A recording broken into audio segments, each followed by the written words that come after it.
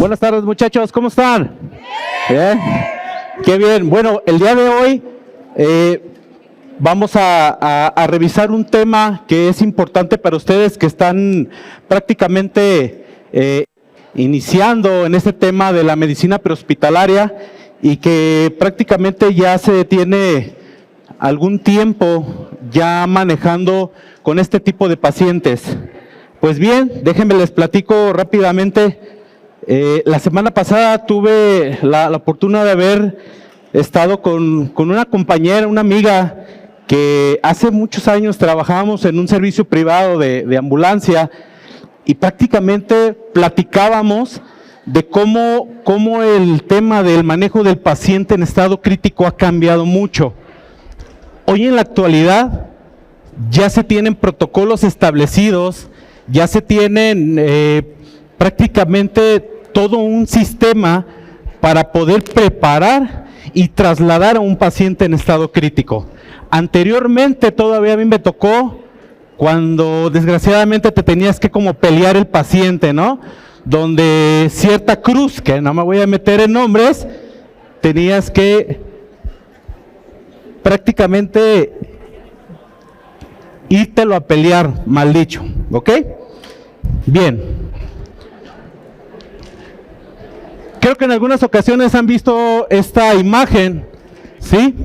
Solamente recordarles, muchachos, que en el manejo del paciente en estado crítico, independientemente que tenemos desfibrilador, monitor, oximetría, capnógrafo y todos esos aparatos auxiliares que vamos a llevar para conectar a nuestro paciente, nunca debemos de olvidar que clínicamente en los pacientes debemos de verificar su estado. A mí me puede marcar, por ejemplo, un paciente que ha inhalado monóxido de carbono y le puedo poner un oxímetro y prácticamente es un negativo pertinente. No es cierto lo que tiene. La imagen que tienen a continuación es para acordarnos que nos debemos de basar mucho en la clínica del paciente. El paciente en estado crítico, cuando ustedes lo abordan, prácticamente hay que revisar qué es lo que tiene, ¿ok? Bien, Daniel Peraflor es uno de los autores o directores de una empresa que se llama DHO. Él da capacitaciones en el paciente del manejo en estado crítico, tiene su propia escuela en la ciudad de Querétaro y tiene un pensamiento que tiene toda la razón, que todo lo debemos de tener. Dice: entre más crítico el paciente, más tranquilo el que lo atiende. Cuando te enfrentes a un paciente en estado crítico o que vayas a realizar un traslado con ellos, independientemente del estado que él esté, no debes de estar alterado, debes de estar tranquilo. Tú ya estás ahí, ya estás en el hospital, lo vamos a preparar y lo vamos a trasladar. ¿Va? ¿Cuál es el objetivo? Dar a conocer al personal prehospitalario los conceptos básicos en la preparación y traslado de los pacientes en estado crítico, así como aplicar los conocimientos en una mejor atención. ¿Y qué quiere decir con esto? Pues que prácticamente todos somos un grupo, somos un equipo, enfermeras, médicos, paramédicos, todos prácticamente somos un equipo, ni nadie es más, ni nadie es menos. En el traslado del paciente todos nos tenemos que poner de acuerdo para poder hacer el traslado y que todo nos salga bien prácticamente. Estos son los temarios que vamos a ver y voy a explicar rápidamente. Regulación del personal prehospitalario, fases de transporte terrestre, abordaje del paciente en el estado crítico y la evaluación primaria, así como la evaluación secundaria. Así como tenemos evaluación primaria y secundaria cuando nosotros abordamos un paciente que vamos y lo atendemos en el domicilio o que ha sido atropellado o que prácticamente por una enfermedad, en el paciente en estado crítico también tenemos un protocolo de cómo lo tenemos que realizar para poderlo transportar. Bien, la decisión de transportar un paciente crítico se basa prácticamente en el balance riesgo-beneficio. Mover a un paciente en estado crítico no es cualquier cosa. debes de saber prácticamente si le va a beneficiar más trasladarlo o esperarnos un poquito. ¿Por qué? Porque los pacientes en estado crítico se encuentran hemodinámicamente inestables muchas veces y hay pacientes que no pueden ser trasladados por el momento hasta que sean hemodinámicamente estables en el lugar donde ustedes los van a abordar. El traslado del paciente en estado crítico con frecuencia son realizados dentro del mismo hospital o traslados a instituciones para recibir estudios, procedimientos quirúrgicos especializados. Por eso les comentaba, no nada más trasladamos al paciente porque se nos ocurrió, porque lo vamos a llevar a un hospital mucho mejor. Se traslada prácticamente y se decide en conjunto y en grupo por protocolo qué es lo que vamos a hacer con el paciente para trasladarlo. Bien, ahora, anteriormente yo todavía me acuerdo, trabajé para una empresa en donde eran servicios privados y antes no se tenía una regulación como la que hay hoy. Cada que en la sociedad existe un problema de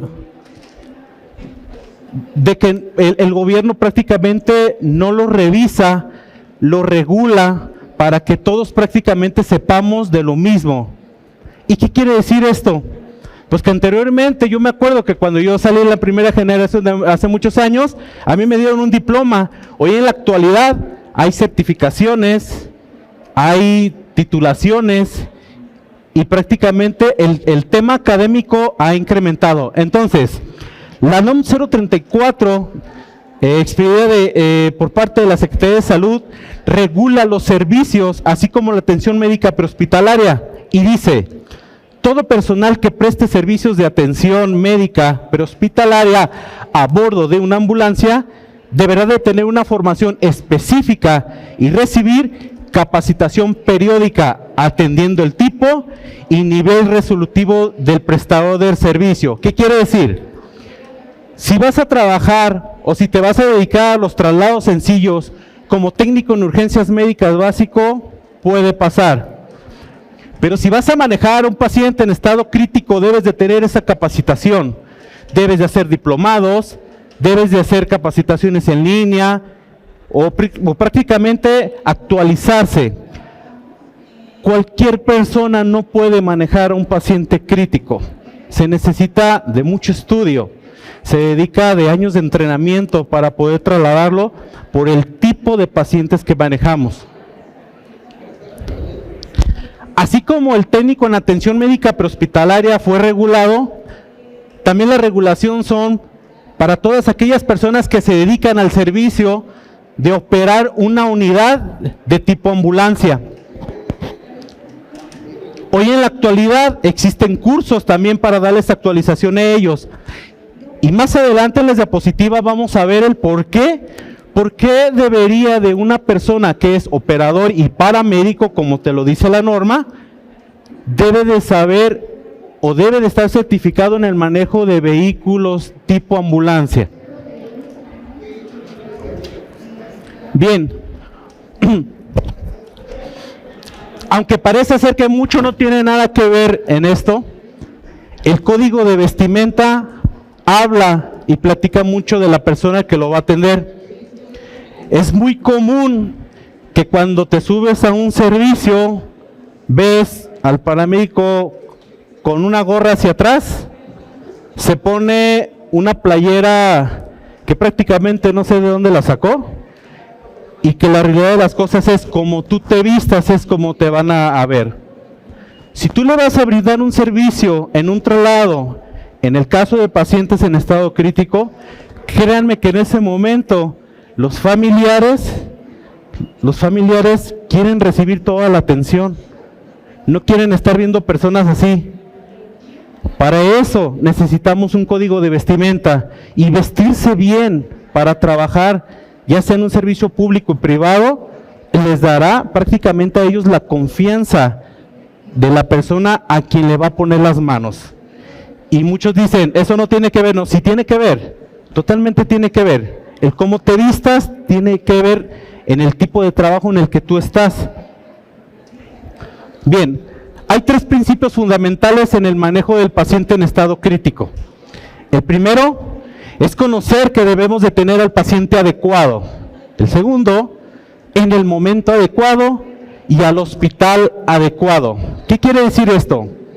El paciente adecuado es, si mi paciente hemodinámicamente no está estable, no lo puedo trasladar. Lo tienen que estabilizar. Se te va a poner más grave a ti en el camino. Y sobre todo, cuando son traslados de tiempo muy alargado, como de Guadalajara a Puerto Vallarta, a la Ciudad de México, y cambian totalmente los pacientes que están intubados, cambian todos sus parámetros cuando ustedes están trasladando un paciente así.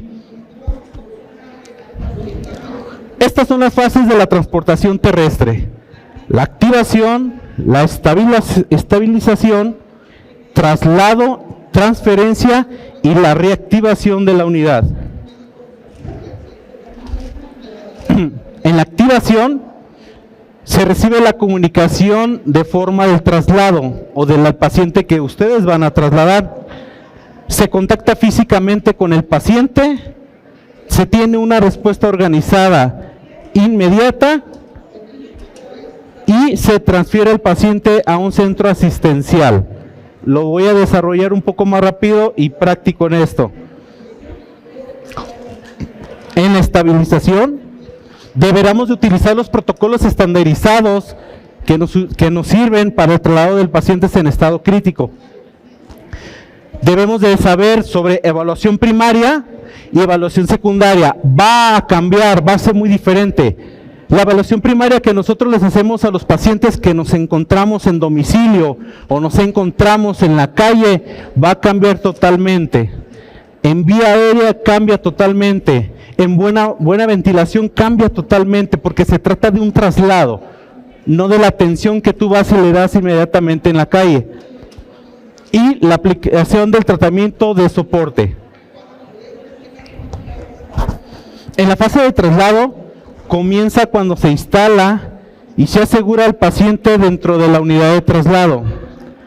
Adentro de la ambulancia eres la persona que prácticamente manda. Tú decides quién se sube y dónde se sube. Tú decides en qué momento vas a acomodar las soluciones, el monitor, el estetoscopio, al personal. Tú eres la persona que mandas y tú le indicas al operador, tú le indicas a qué velocidad se va a ir. Porque ahorita en una secuencia vamos a ver la física que pasa con aquellos pacientes que van en una ambulancia y qué es lo que les pasa prácticamente. En la fase de transferencia, el traslado prácticamente termina y nosotros tenemos que volver a reactivar la unidad de terapia intensiva o de cuidados intensivos para el siguiente llamado del siguiente paciente. No es agarrar todas las cosas, subirlas y vámonos a la base. Es prácticamente darle una limpieza, un acomodo y ponerse activo para el siguiente paciente que nos va a tocar. En la reactivación es cuando prácticamente ya tenemos todo listo. Estamos listos para el siguiente llamado y poder llevar al paciente siguiente que nos vayan a marcar. Bien, esto que está aquí a continuación es prácticamente el rol del paramédico que se va a encargar en esa guardia de hacer traslados en pacientes críticos, ¿sí? La revisión del personal que tripulará la ambulancia de cuidados intensivos. ¿Qué quiere decir con esto? El operador que va a estar con nosotros debe de traer celular, pila, debe de traer una tarjeta para ponerle crédito en caso de que se nos termine. Esta persona también debe de estar capacitada, al igual que los de enfermería, los paramédicos y los médicos que van a estar con nosotros para el traslado del paciente. Segundo, la revisión de los radios portátiles, que tengamos el radio portátil y prácticamente una pila extra. Tercero, la revisión física y documental previo al traslado. Todo lo que tenga que ver con los documentos para revisar el equipo electromédico y el equipo y los documentos que prácticamente les van a servir para el registro de sus pacientes. La revisión de la ambulancia para cuidados intensivos deberá de checar los niveles de aceite, niveles de frenos, neumáticos, triángulos fosforescentes y todo aquello que tenga que ver con la seguridad preventiva de tu unidad. Si la ambulancia se te queda en un servicio, tienes para atenderlo inmediatamente. El paramédico y la tripulación que se encarga de atender al paciente crítico, ellos se van a encargar de estabilizarlo adentro. El operador se va a encargar prácticamente de revisar llantas, de hacer echar a andar la unidad o pedir otra para el traslado prácticamente.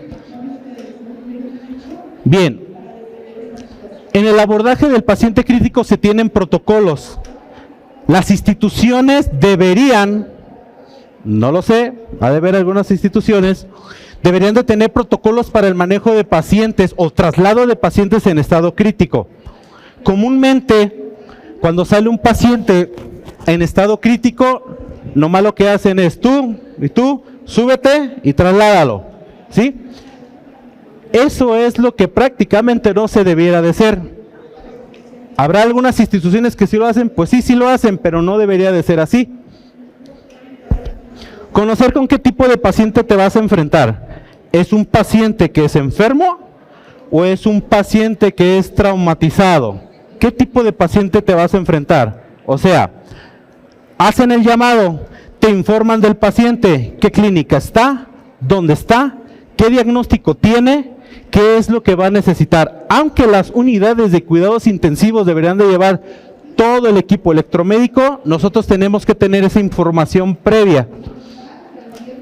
Solicitar al médico del conocimiento y la entrega del paciente. ¿Cuántas veces no ha sucedido que cuando nosotros llegamos y abordamos al paciente, le solicitamos al médico que nos lo presente y nos dice, súbelo y llévatelo? ¿Sí? Hoy en la actualidad no se puede hacer eso. Tienes que hacer una revisión de tu paciente. Como paramédico, tienes que hacer una revisión de tu paciente para poderlo transportar.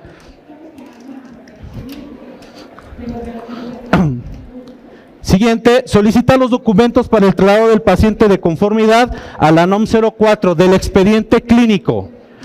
Cuando tú tengas el abordaje del paciente crítico que apenas lo vas a trasladar del centro hacia otro lado, deberás de solicitar el expediente clínico del paciente.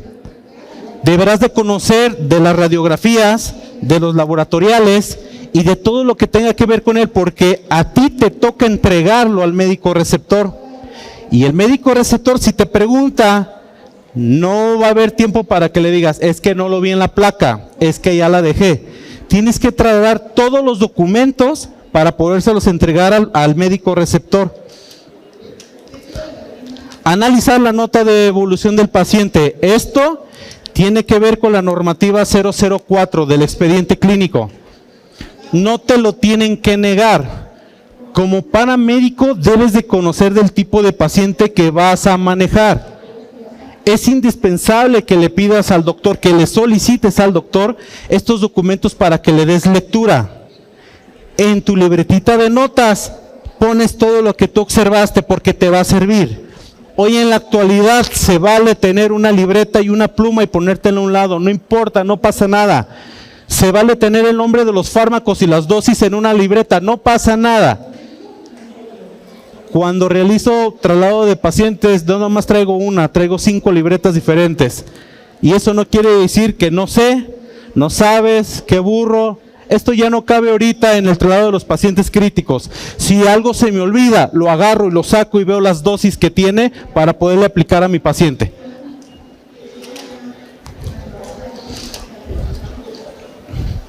Así como les comentaba que hay una evaluación primaria en los pacientes, en el traslado del paciente en estado crítico también hay un XABCD.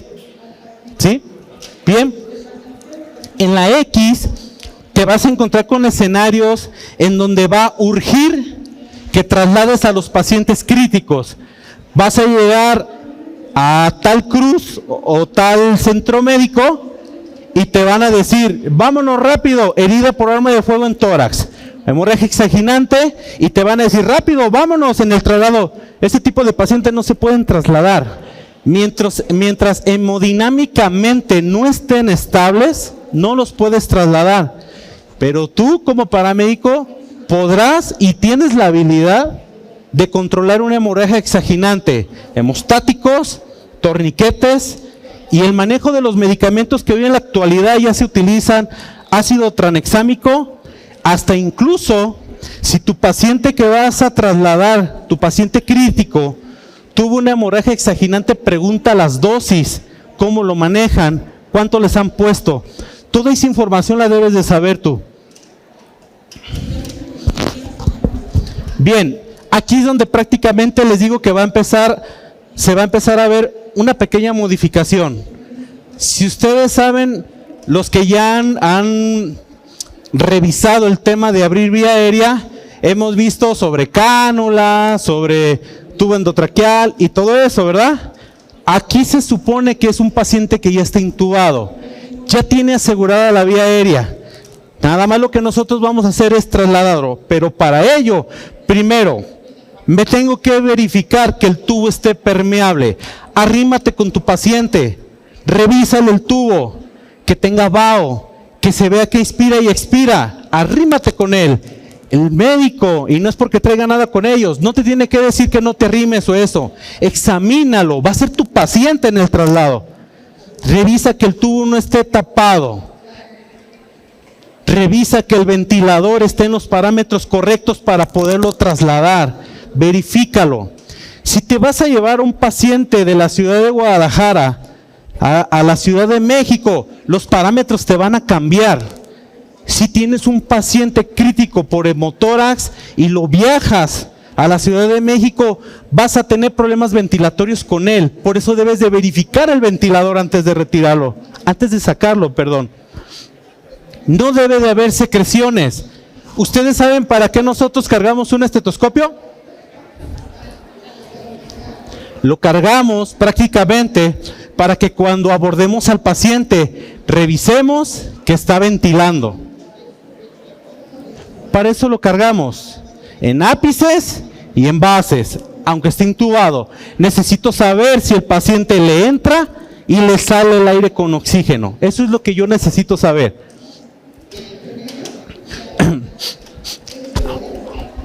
Debe de estar prácticamente el tubo en el centro de la cavidad oral. El tubo no va hacia la derecha y no va hacia la izquierda, va hacia el centro.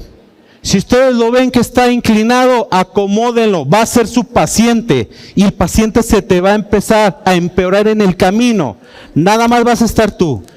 Desde el momento que tú lo abordas lo tienes que preparar bien porque se te va a empezar a poner un poco mal o más mal de lo que está. Deberás de revisar prácticamente que el tubo tenga la graduación correcta de los 18 a los 23 centímetros. Prácticamente ya vienen marcados. Si ustedes ven que está un poco más adentro o más afuera, avísenle al médico del tubo que ustedes revisaron. El tubo deberá estar bien seleccionado, 8, 8.5, dependiendo el diámetro interno y el tipo de paciente al que van a intubar. Esto es importante. Los pacientes no se trasladan en decúbito dorsal. Los pacientes se trasladan con una inclinación de 30 a 45 grados. Anteriormente, por eso les comenté, yo me acuerdo cuando los acostábamos totalmente y a nosotros no nos habían explicado que esos pacientes no se puede trasladar así, por lo tanto, lo tenemos que inclinar. Considerar en cualquier momento la aspiración.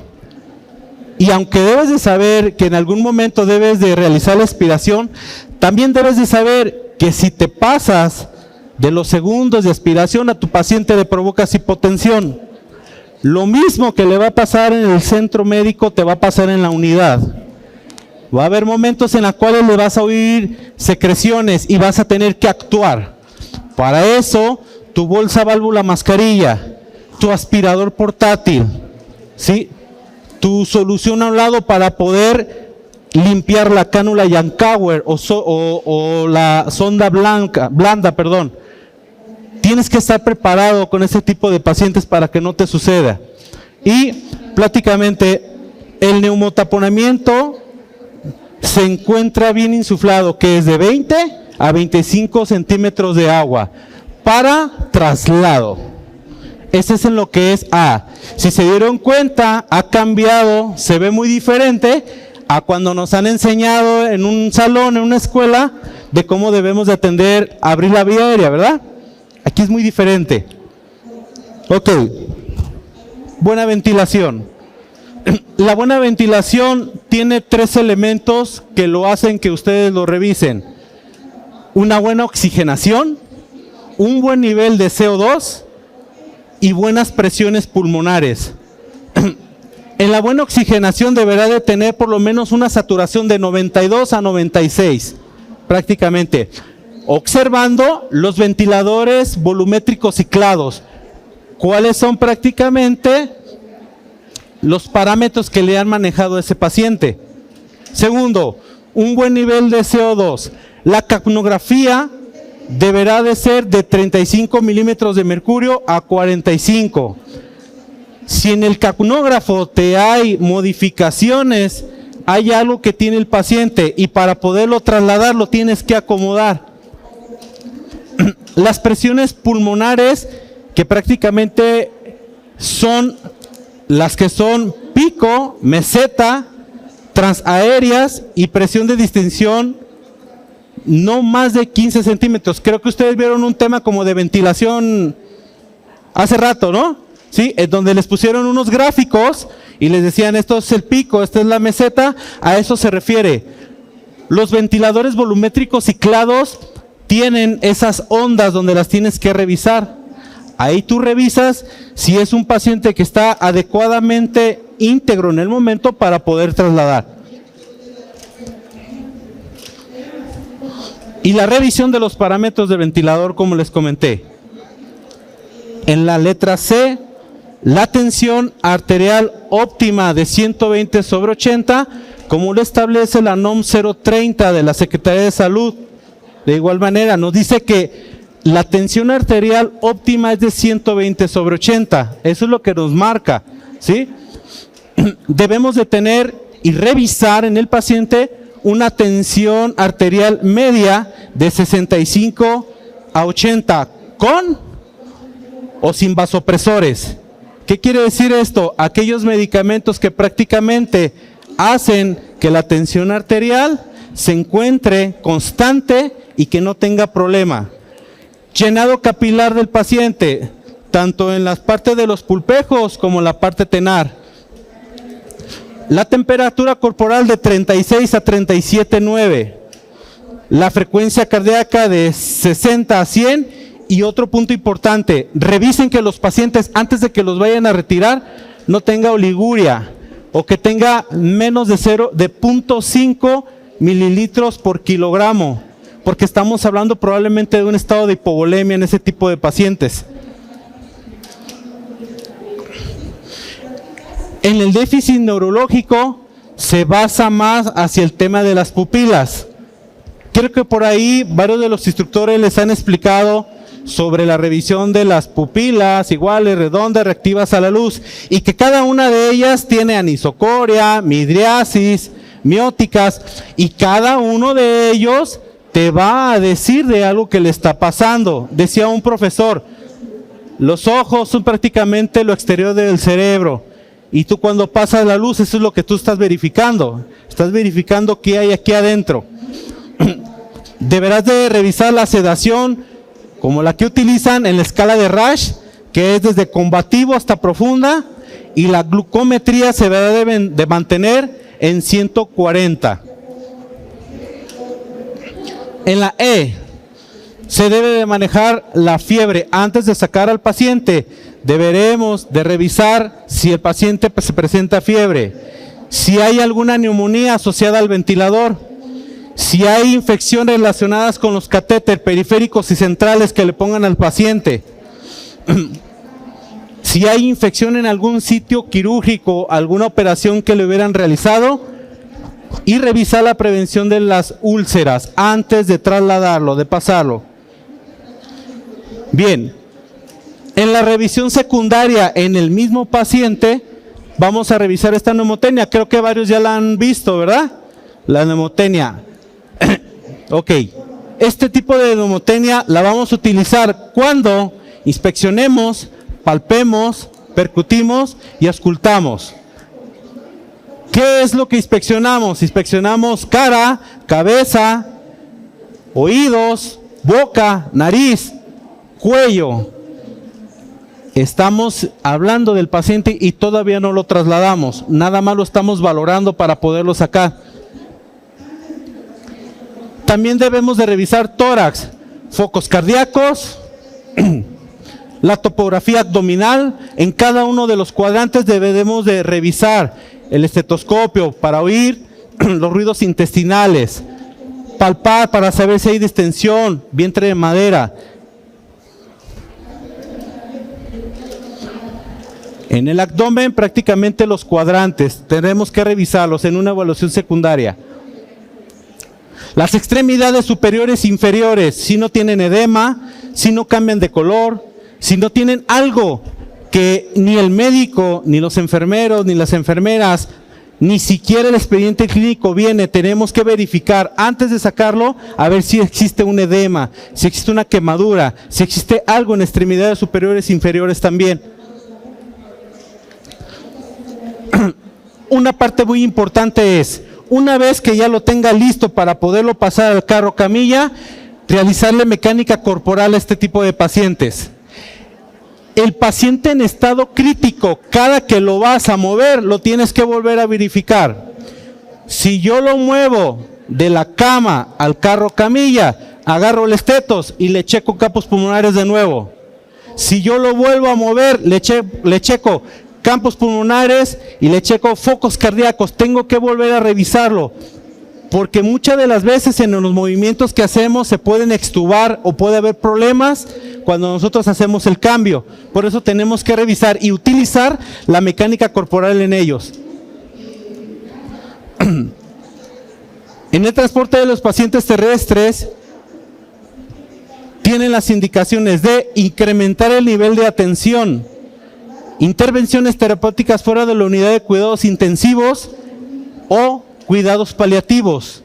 ¿Cuáles son las contraindicaciones? Las que les vine comentando. Paciente con mal pronóstico, paciente en paro cardiorrespiratorio. ¿Cuántas veces no van a llegar a los centros de emergencia? Está en paro cardíaco y quieren que lo trasladen. No se puede trasladar. Es un paciente hemodinámicamente inestable. No lo podemos trasladar. Pacientes en estado severo hemodinámicamente, hipoxias no resueltas y recepciones no confirmadas a los hospitales, a donde no las han regulado. Cada movimiento del paciente, como les comentaba, debemos de revisar. Nunca silencien las alarmas que llevamos del equipo electromédico en la ambulancia. El equipo debe estar asegurado en todo momento, porque según las leyes de la física se pueden mover, se pueden desplazar y nos pueden golpear.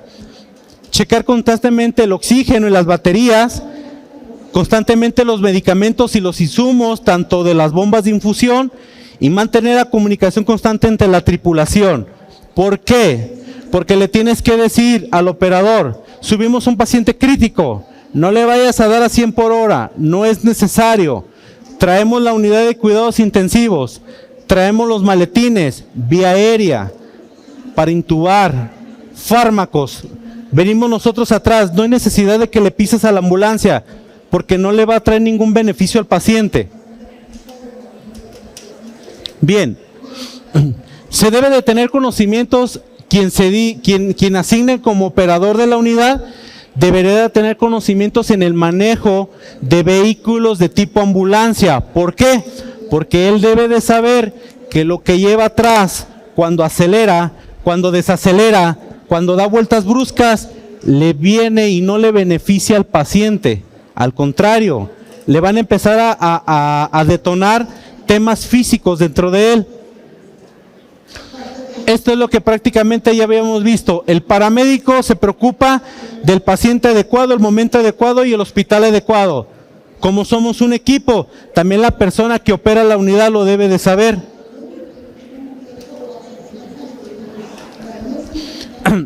Debemos de saber de las condiciones clínicas del paciente. También el operador lo debe de saber. ¿Qué tipo de paciente vas a manejar? ¿Un paciente con quemaduras? ¿Un paciente herido por arma de fuego? ¿Un paciente que cayó de 6 metros? Debemos de saber qué tipo. Las condiciones. Las calles que nosotros tenemos aquí en Jalisco no son de condiciones muy ligeras. Hay muchos topes, hay muchos baches. El operador debe tener conocimiento de ello. Las condiciones climáticas, no es lo mismo trasladar a un paciente cuando está lloviendo a un paciente que cuando está haciendo mucho sol, o cuando es de noche o cuando es de día. Cambia totalmente en condiciones climáticas. Y revisar los tiempos de traslado. ¿Cuánto te tarda trasladar a un paciente de una clínica 110 al centro médico? Te tardas aproximadamente 20 minutos, pero esos 20 minutos empiezan a incrementar porque hay baches, porque no se quitan, porque no hay cultura para que cuando una unidad se vaya acercando te hagas hacia un lado y pueda pasar, y eso se empieza a incrementar totalmente en el paciente y le va a perjudicar. ¿Qué es lo que debe de saber entonces el operador de la ambulancia? Debe de saber y conocer sobre física. Primero, él debe de conocer que existe algo que se llama cinetosis.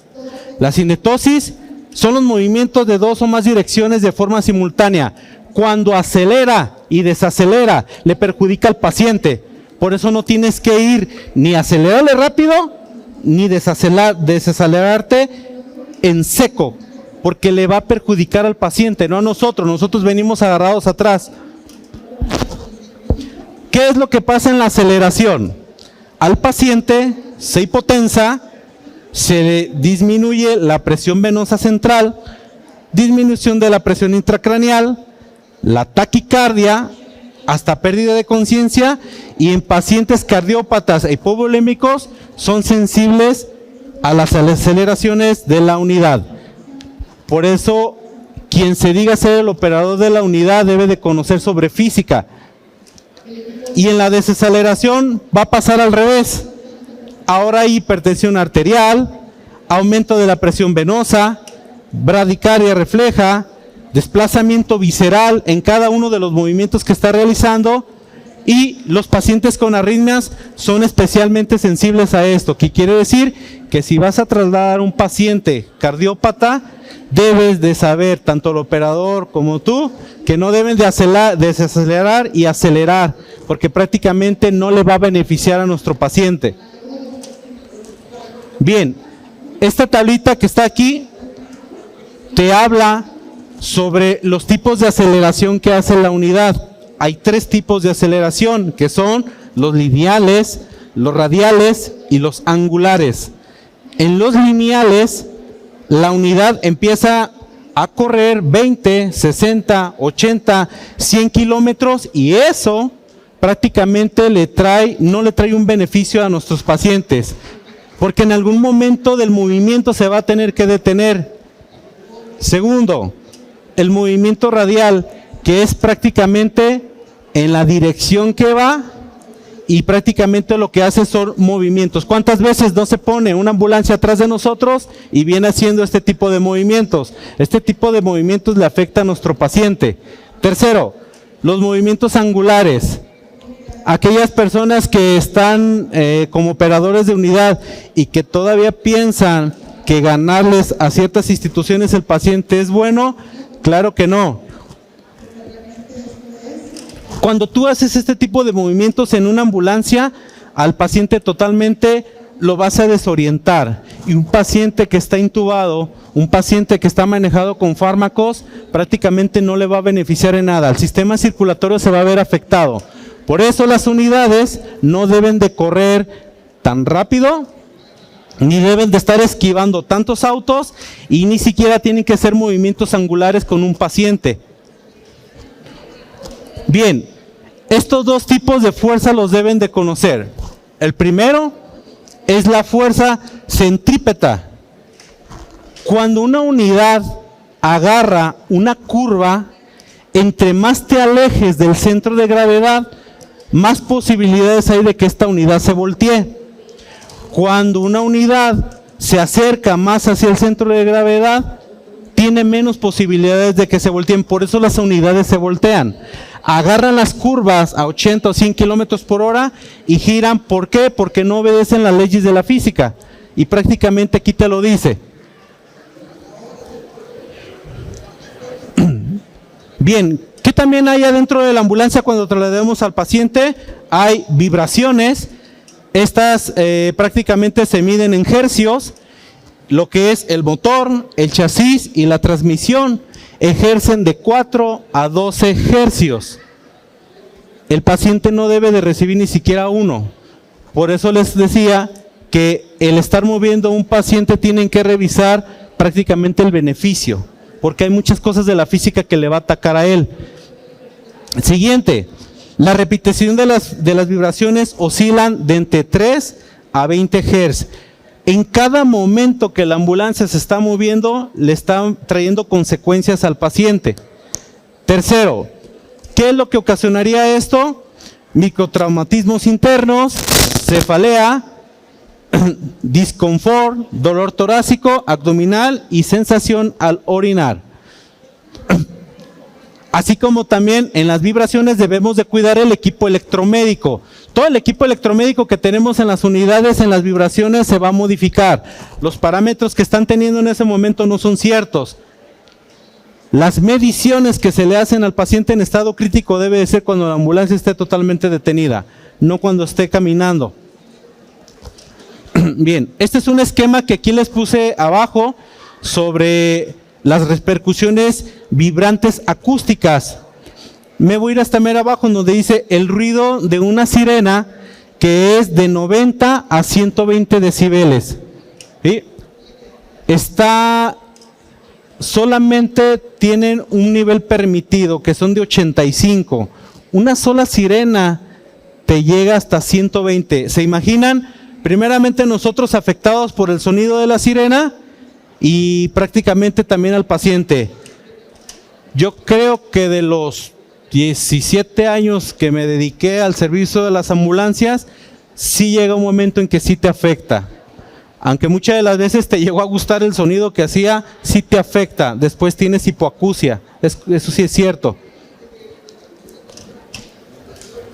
Dentro de la cabina, que es la unidad de la ambulancia, el exceso de frío o el exceso de calor le repercute en el paciente.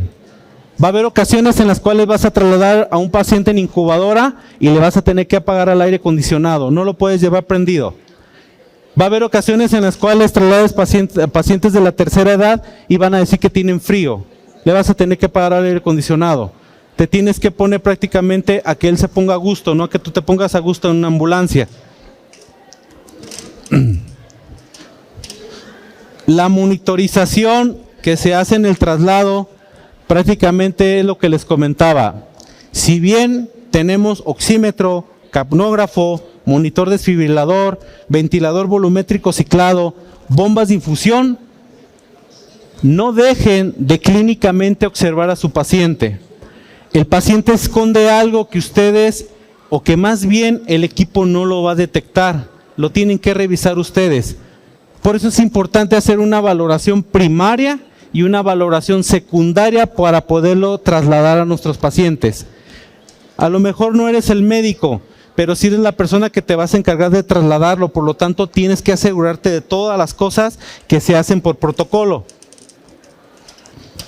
Y como por último, prácticamente a la entrega del paciente. Cuando arribes con tu paciente al centro de salud, ¿sí?, no corras, no te vayas, arrímate con el médico, preséntalo. Toda la información que tú recabaste antes de trasladar al paciente, ya te lo sabes. Lo único que le vas a decir es que en el traslado cómo se comportó.